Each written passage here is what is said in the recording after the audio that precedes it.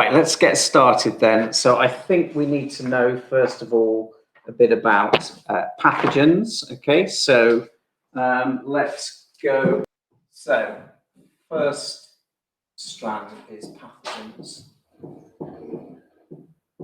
So the first thing to ask is, what is a pathogen? Does anyone know what pathogen is? Pathogen. No? Okay, it is a microbe that causes disease.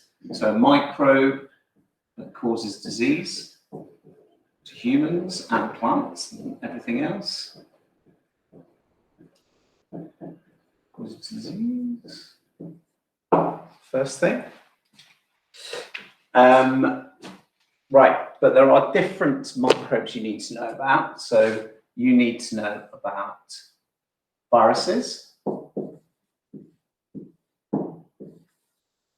What else do you need to know about? What other microbes do you think? Can you name some? Yeah.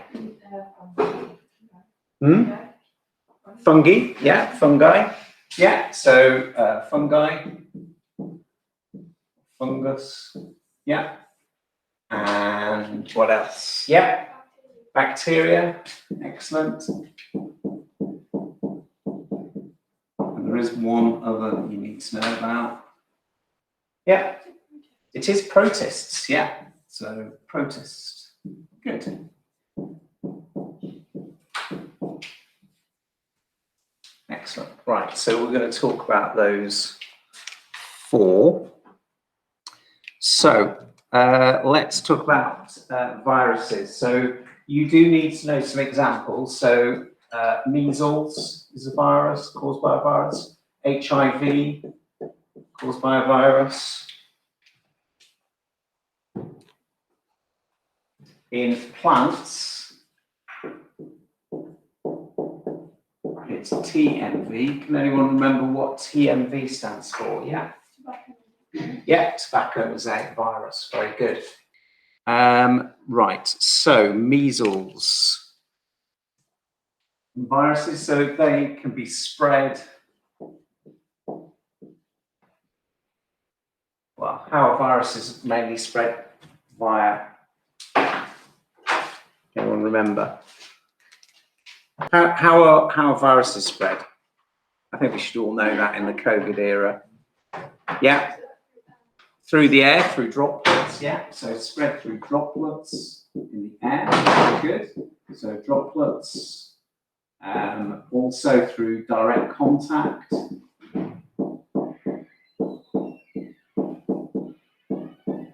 So if you have direct contact, if you hold hands or if you touch infected areas. Also sexual contact as well. So there are certain things you don't get HIV always from sexual contact, but it's one of them. And obviously exchange of bodily fluids, so exchange of blood, saliva.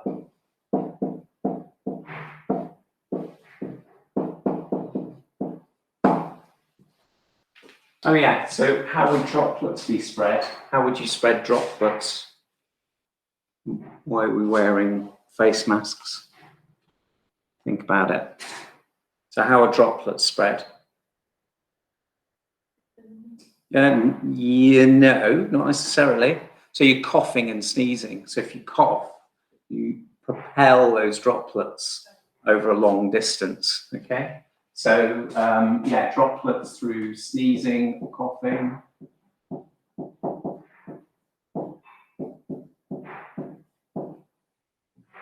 Okay. I will tell you a few things about measles. So measles, you get a red skin rash. You can get fever. It can kill you if you're quite young. So obviously we get vaccinated. We'll talk about vaccinations later. HIV, it can lead to AIDS. So you get AIDS, acquired deficiency syndrome. Okay, and therefore you can't fight off infections very well. And then TMV, you get what we call a mosaic pattern on the leaf.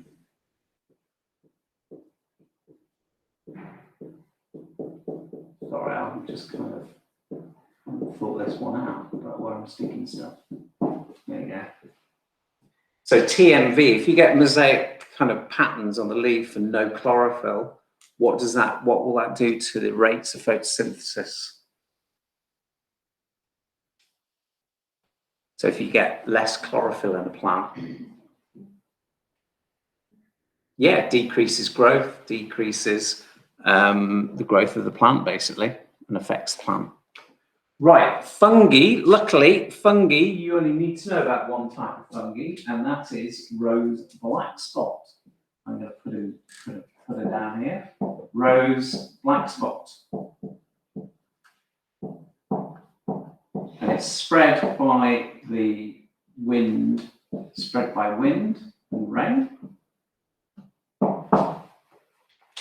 And what it does to the leaf is it gives it purple or black spots.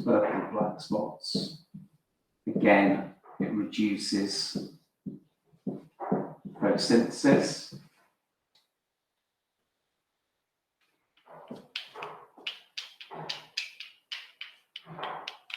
Do you know how you can treat fungus?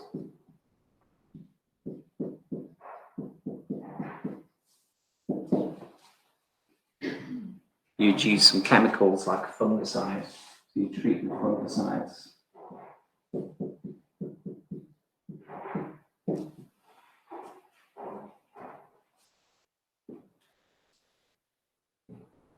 Right, so that's fungus. Let's talk about bacteria.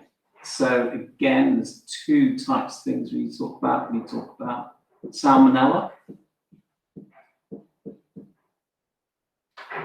and a sexually transmitted disease called gonorrhea. And I can never spell gonorrhea. I'm going to check. It's double R. There you go. I've spelt it. No, that's all right. It's correct. Okay, so salmonella. What's salmonella? It's bacteria, but how come there's salmonella on? What would you find it on? Where would salmonella be? Yeah, so kind of uncooked foods. Well done. So food that's being ingested. So things like poultry. So basically uncooked meat.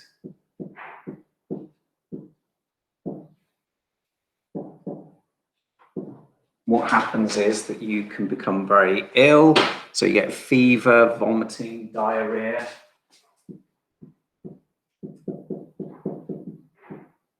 Oh, goodness me. Can I remember how to spell diarrhea? Diarrhea. Right. My little tip is do not worry too much about the spelling. Okay. I think if you spell it phonetically, you'll still get the mark. Okay. Sexually transmitted infection. Okay. STI.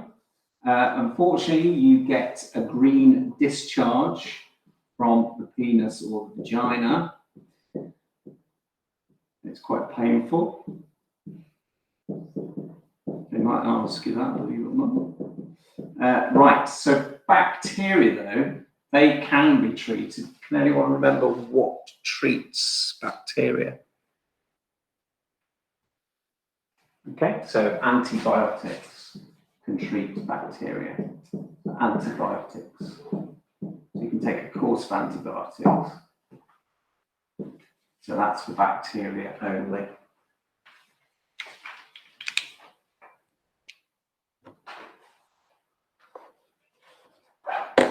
And then protists, dead easy protists. I'm going to do protists down here. So things like malaria, which is a parasite.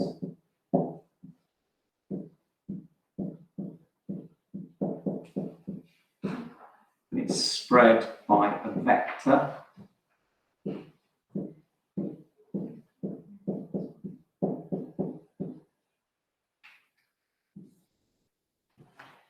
So does anyone know what the vector of malaria is? Yeah, it's the mosquito.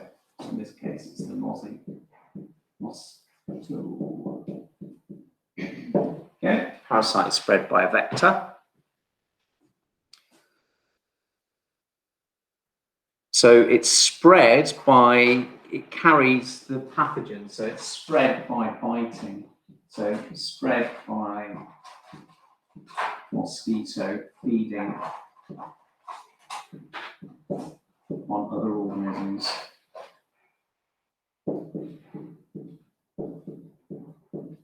So including humans.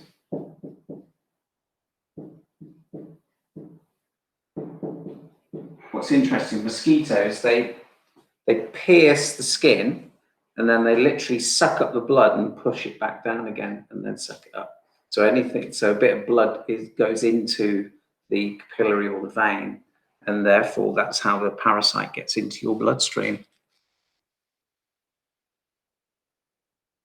It can be fatal, okay? So it can be fatal. Not always, but you get a severe fever. Right, 2 ways you can treat malaria. Actually 3. So you can use anti-malarial medicine. So that will reduce the effects. It won't necessarily cure you. But there are a couple of practical activities you can do. What are the practical things you could do if it's spread by a mosquito biting you? What practical things? Yeah. Say it again. Yeah, so preventing it from getting to your skin. Yeah. Okay, but I was thinking things like malarial nets. So over your bed. You also could maybe stop mosquitoes breeding. So you use insecticides to kill the mosquitoes, or you could get rid of places like standing water. So standing water is a place where they might breed. Okay, so let's talk about how you prevent disease. Okay, so how does the animals, humans prevent disease? And there's 2 kind of groups of things we need to talk about. So the first thing we talk about is the non-specific defenses.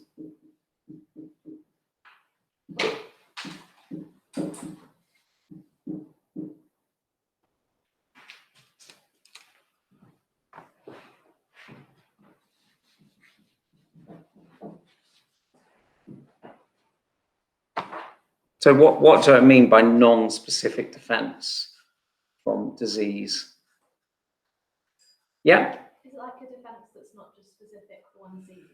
Yeah, so it'll stop pretty much most things. And so, for example, you have the human body has different ways of protecting itself. So the big ones, there's 3 big ones that we'll talk about. First one is skin. So obviously your skin is a natural barrier, okay?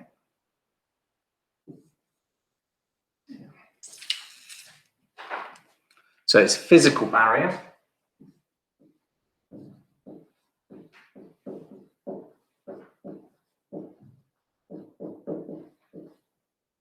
There are some antimicrobial properties of sweat and things like that.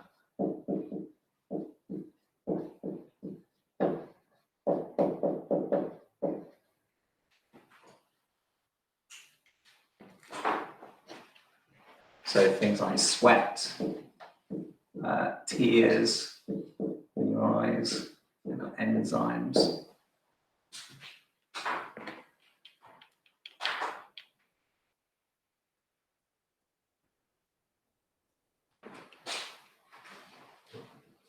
So it just physically stops it, basically. You do also have microbes that live on your skin as well. So microbes that are not pathogenic, but microbes living on skin.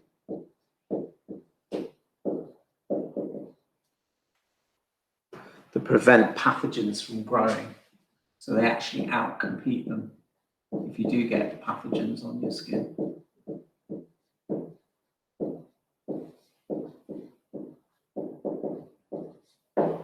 Okay. That's the drain. It's not my stomach. Right, okay, so I'd like to talk a bit about your nose. I do like noses. No. Right. So your nose is physically, it stops things getting through your nose and also your trachea. I'm going to put your windpipe as well, your trachea. It's the same for your windpipe.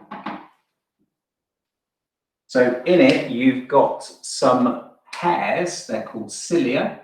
So you've got cilia hairs.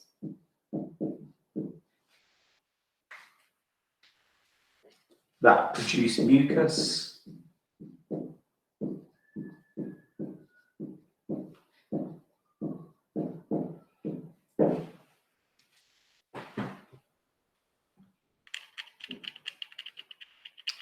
So it traps any microbes, it traps microbes. And if it's in the trachea, it moves them upwards, and then you can then get rid of it in your throat. And last one I want to talk about is stomach. So can anyone remember what your stomach contains? Yeah. Yeah, it contains hydrochloric acid, which is a good defense. So it produces strong acid that destroys pathogens. So it produces mucus as well. So strong acid, pH 2-ish, plus mucus, which destroys microbes. So for example, you would have ingested them through your food. Obviously, if there's too many of them, it's not going to kill all of them and they get through. So in food and drink. What's another mechanism which is a bit messier? So if your body doesn't like something, let's say you ate something that it doesn't agree with you, what will happen? You'll vomit, basically. So as well, so your stomach can produce vomit to get rid of microbes. Let's talk about the specific. That's much more interesting. So once it's got through into your bloodstream, it's getting around your cells, you've got a specific way of dealing with these things, okay? And that is your white blood cells, so WBCs. Okay, so white blood cells. So if a pathogen enters the body, white blood cells fight the pathogens, and we need to talk about what they do, okay? So there's 3 things that they do. Anyone remember, can somebody tell me one thing they might do? White blood cells? Yeah, so they can you remember what the word was that we used? Yeah. Phagocytosis, well done, well remembered, yeah. So the first, number 1, is phagocytosis. Now, if you can't remember that word in your exam, then I'd like you to you should use the word engulf, okay? Don't use the word eat, use the word engulf and digest. But phagocytosis, it engulfs the microbe and destroys it.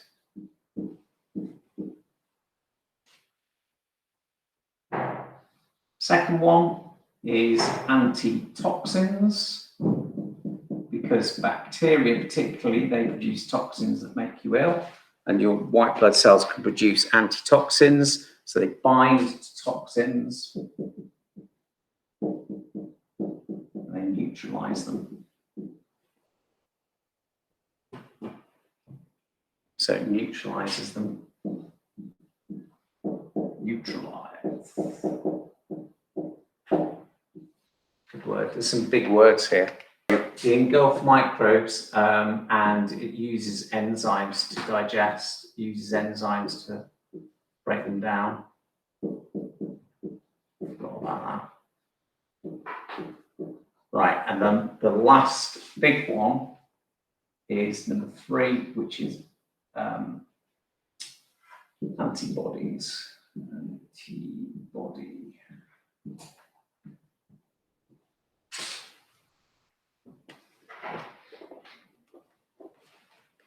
Right, the thing about an antibody is, so here I've got, actually I do it in red. Here I've got a bacteria. So if you've got a bacteria have certain recognition sites on them, like that. So those are called antigens. That's called an antigen.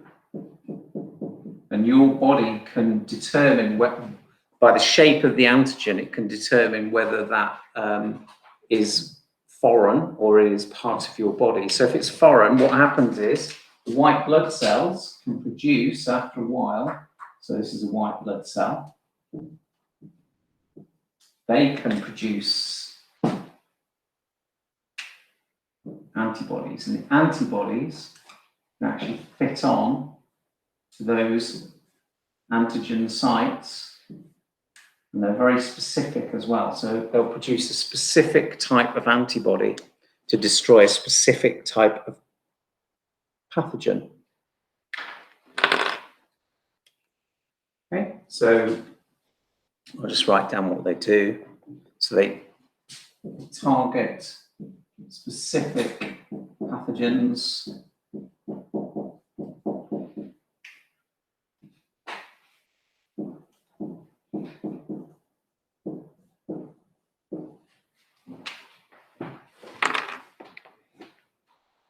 So what they do is that they bind to the antigen.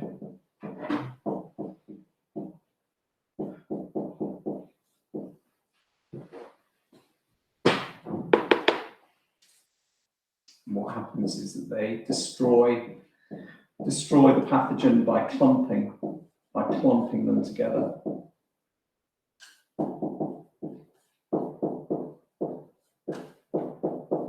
And also helps other white blood cells come and destroy them too.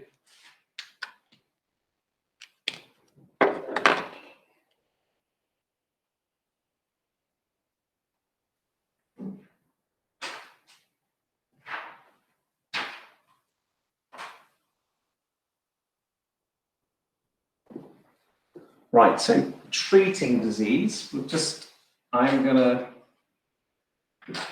just quickly talk about treating.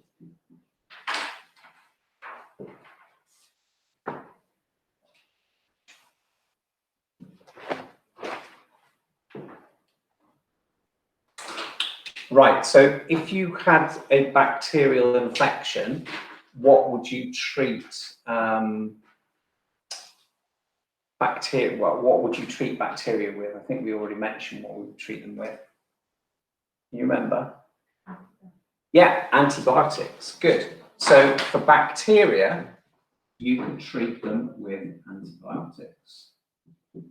Okay, so antibiotics.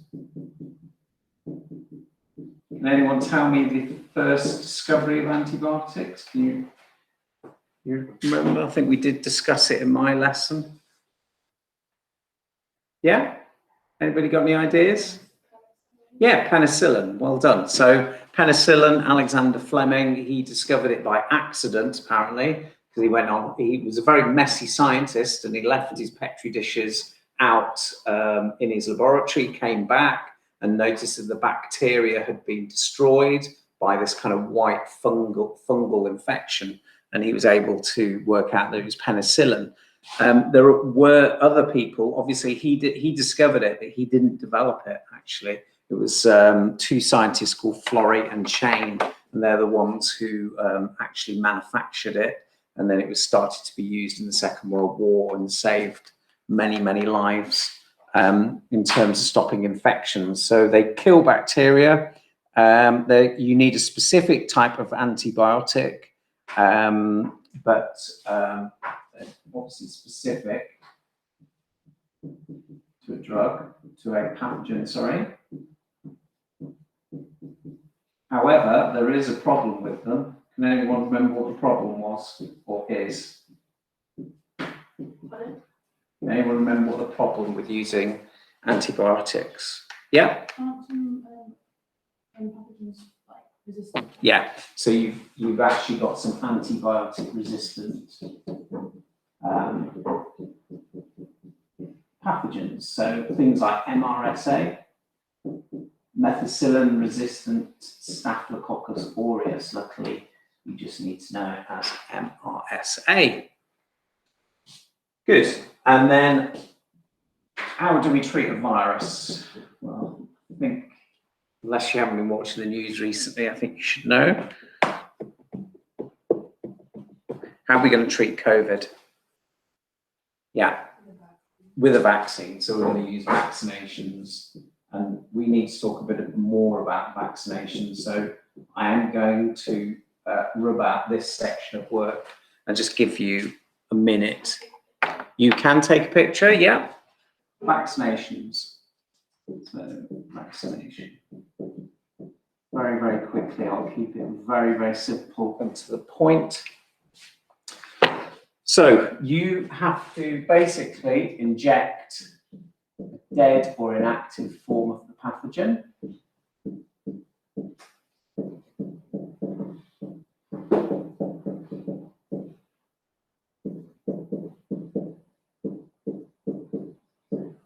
Okay. So why is it dead or inactive? Why don't you just put the real pathogen in? Why don't you just put the alive? Yeah. So I should develop the illness. Yeah, you'll develop the illness. So what you're trying to do is you're trying to get white blood cells to produce specific antibodies for the antigens. So when they put in the vaccine itself, okay, so here's the vaccine. I won't make the needle too long. What it will contain is parts of the antigens and parts of the cells, okay, but not the whole microbe. Okay, so it mainly contain those antigens, and they're injected into your bloodstream.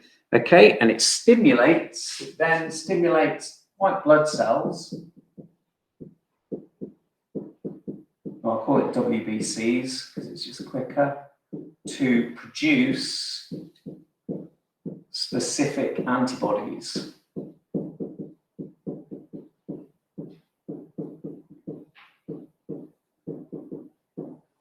Okay, for that pathogen. So if the pathogen enters your body at a later date,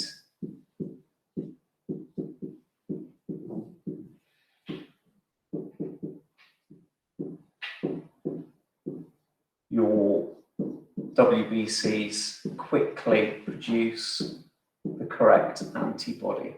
It's quickly, okay, so or faster actually.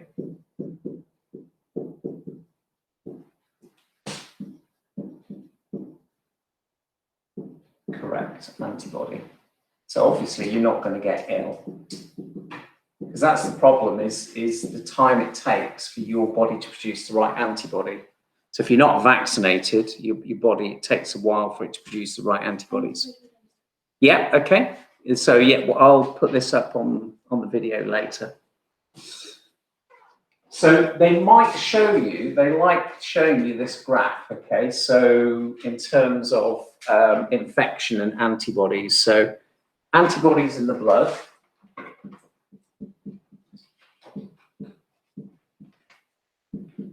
And this is over time. It's time, okay? And they might show you, I don't know.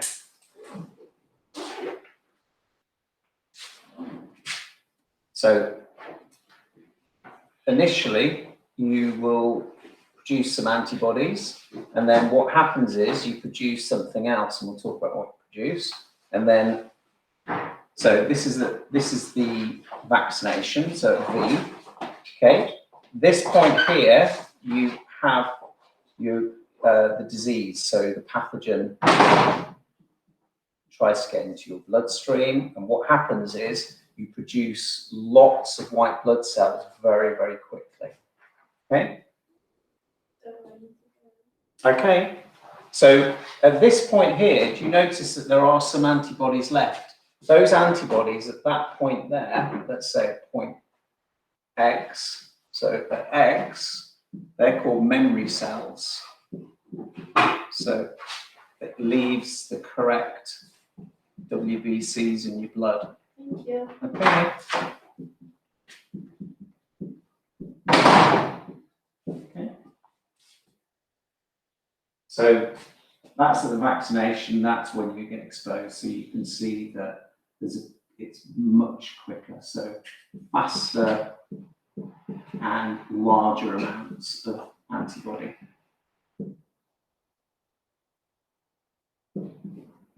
And that's what we call immunity. So for example, let's say to not feel any of the symptoms, you have to have that number of antibodies.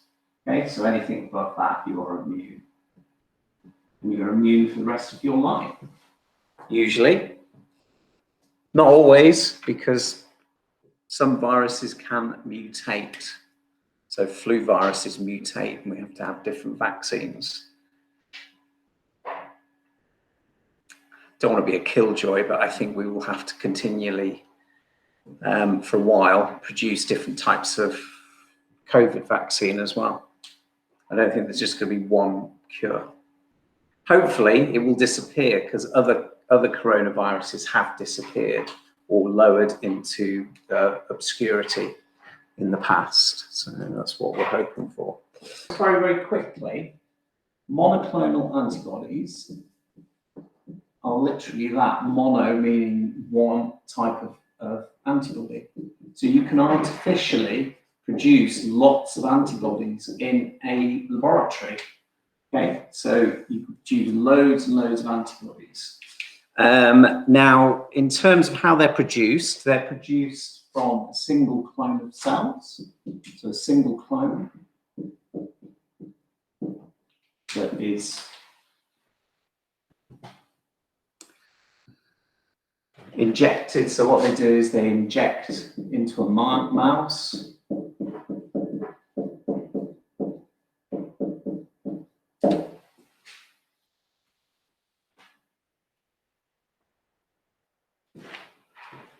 So they then take the antibodies and they combine it with what we call a hybridoma. So a hybridoma is a cancerous cell. So it's a cancer or tumor cell, not a cancer cell, it's a tumor cell. Sorry, tumor cell. Why do you think they combine it with a tumor cell? So why do you think what feature do tumor cells have?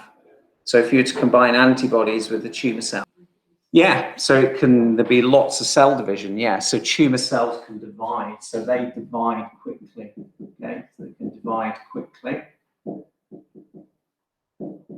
Okay.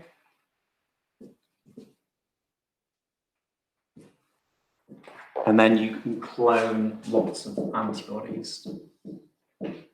And the great thing is you can use them to treat disease, or you can use them for research, diagnostic testing. So for example, they're used in pregnancy tests, for example.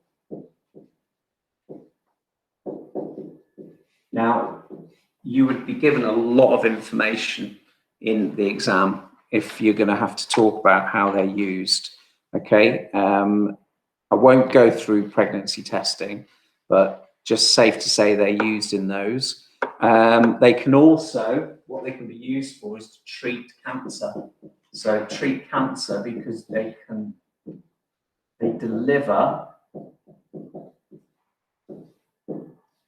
the medicine to specific cells. So the cancer medicine to specific cells. So if you can make monoclonal antibodies that fit cancer cells, it will take the medicine to those cancer cells. Good. Good. Right, another one, I'm not going to go through it now, but you do need to know the required practical for this. So the required practical is these culturing microbes, I should say. I would look at that, that is on DrBiology. Okay, in fact, all the required practicals are on DrBiology. So there's 8 in combined science you need to know, and there's 10 in biology. In biology, that is one of them, so you don't need to know that for combined. But I'm not going to go through that now. This is both combined and biology. Right, so obviously you've got to discover and develop drugs. Plants, yeah, most of them are derived from plants. Okay, so you can have heart drugs from digitalis, which is foxgloves, so digitalis digitalis, which is known as a foxglove. You can get aspirin from willow trees. Okay, so painkillers you can get from willow tree, which is aspirin. Obviously, you don't these days, it's all synthetically produced. But in the past, that's where we would have got it from. Penicillin, we've talked about, so antibiotics from fungal molds, so fungus, penicillin. So, yeah, you can get them from natural places. However, why are drugs tested? So why test drugs? So why do we need to test drugs? We don't need to just check that they work. What else do we need to check? Well, we need to check that they are not too toxic. So make sure they have low toxicity. So they have few side effects. Unfortunately, any drug will have a side effect at one point, but you've got to make sure that they have less side effects than the actual disease. And dose, you need to work out, well, what dose? So again, going back to COVID vaccine, they've realized in the Oxford Zeneca trial that you've got to have 1.5 doses. Rather than having 2 doses, they're giving you 1.5. So they've realized that's more effective than 2 doses, for example. Right, so stages. So this is the last thing I'm going to do today. Obviously, I haven't talked about plants. You do need to do some revision on the plant section. Right, so before you test them, it's called preclinical. So before you test them on animals anyway, so preclinical trials. All that means is they're tested on cells, tissues, sorry, before they're used on humans, sorry, and live animals. Okay, so that's the preclinical stage. Then there is the clinical stage. There's 2 stages. So one is using healthy volunteers, healthy people.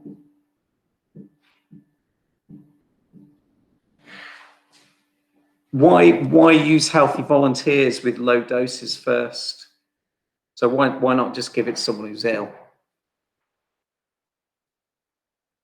Why give it to a healthy? No? Okay, well, basically it's to test whether the drug is safe and effective. So is it safe and is it effective? If you give it to ill people and it's not safe and not effective, then you might kill them, and you don't really want to kill them. So you give it to a healthy volunteer who, if there was a problem, they wouldn't die from it. Okay, and then secondly, after that, you go for large-scale trials.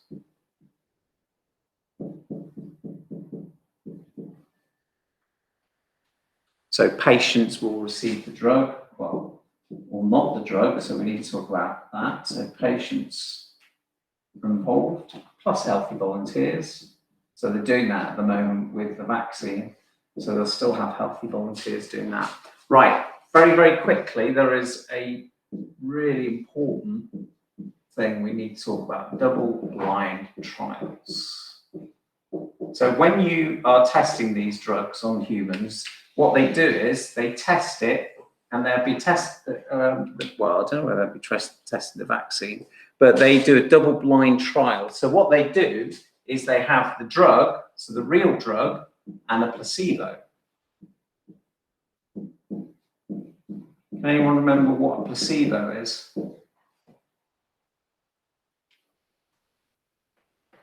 Yeah? Yeah, it's one that is known to have no effect. So basically, it's not the real drug. It has no effect.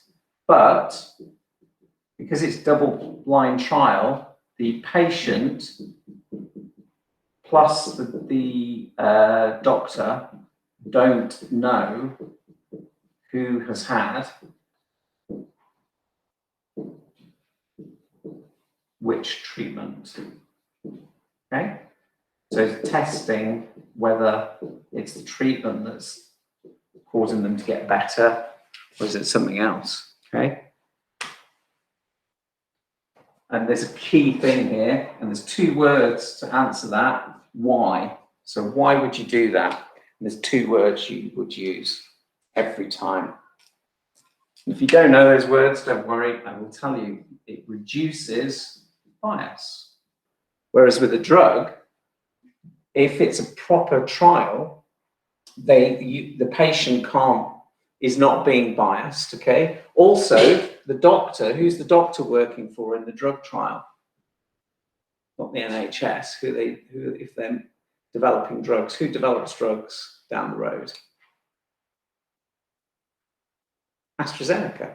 So if the doctor works for AstraZeneca, they might be under pressure to make the drug work. So that's why you'd have a double-blind trial, because then it's a reliable and it's reduced bias. Good. That was the last thing I was going to do. Obviously, there is one thing you haven't done, and that's to do with plant diseases. We have mentioned TMV, but you might need to do some work on plant diseases as well. Okay, well, thanks very much for coming. I know it's kind of end of term, so you've done really well to come to the session, and we'll finish there. Thank you very much.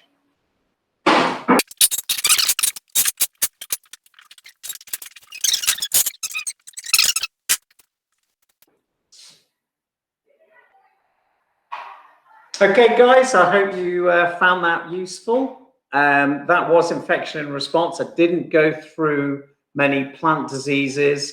You might need to know that for infection and response. Please do subscribe, because I will be doing more videos like this in the future. Okay, see you soon.